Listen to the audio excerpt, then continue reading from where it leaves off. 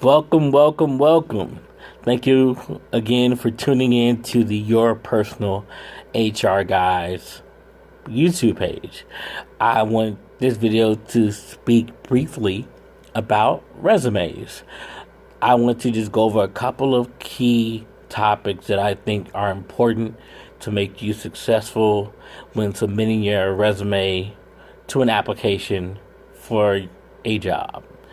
The first thing I would like to talk about is the number of resumes someone should have. You should have a base resume, which is your first resume, which has all the positions that you've ever worked. After that, you should have a resume for every position that you've applied to. And I mean that by saying that every resume should be different because every job that you're applying to is different. Every company is different. So every resume should be different. And to go a little bit further into that, that means that you should use the job description and the phrases and the keywords that they have in that job description and layer that in your resume. Layer that in the skills section, which I'll talk about in a second, and layer those phrases that they're using to explain what they want in the jobs that you've worked, which will also make your resume pop and allow that recruiter to say, wow, this guy has everything, or this girl has everything that we are looking for. Let me move them to the next step in the process. Next, I would like to talk about the structure of the resume briefly. I think that everyone should have their name, phone number, and email address. If you have a LinkedIn account, that's perfect. You should add that handle or that hyperlink underneath. What I don't think you should have on your resume is your address. That could lead to location discrimination, if that makes sense, or to withdraw you from a position if you're looking to move out of town. If someone has any negative feelings based off where you live, where you've previously lived, then that eliminates that bias from the person looking at your resume. So my suggestion is to leave your address off of your resume, because there are multiple and many times that if your address is needed, then we can get that information from you. So having it on your resume does more harm than good when you are looking for new employment, especially if you're looking at relocating out of town for that. Next, I think everyone should have a skills section on their resume, meaning that you should take the skills that I spoke of before that they are looking for in that job description and put those in your resume. You should use that job description as a cheat sheet of what and how to make your resume stand out. They are giving you all the answers to the test that you don't even know that you're taking.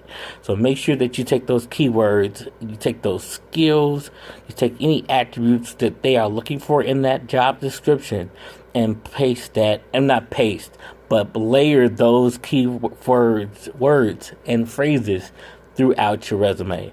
I can almost guarantee you that will make your resume also stand out. Going back to that skills section, make sure that you have at least 7 to 10 skills, whether they are hard skills or soft skills, and make sure you put that at the top of your resume. If you do want to include a professional summary or an objective statement, make sure that objective statement or summary pertains to that company. Find a clever way to use the company's motto or what you plan on doing with that position in that summary, because a lot of times those go unnoticed because they're very redundant. They say the same things and they display or they don't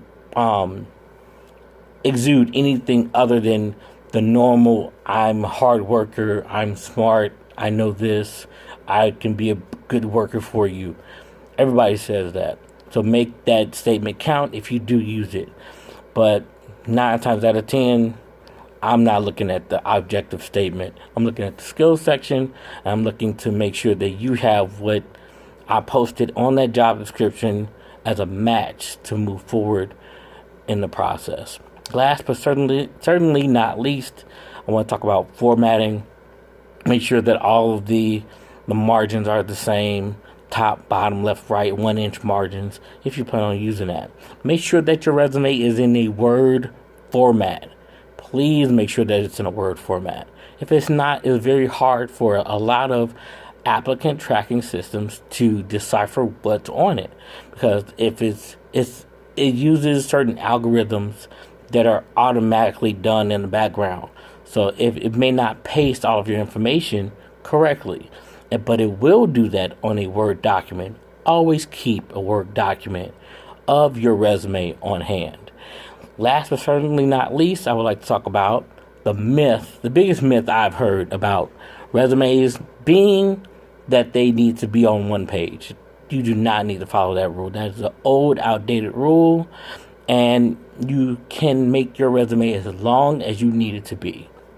As long as it pertains to the information to the job that you're applying to, I don't care how long it is.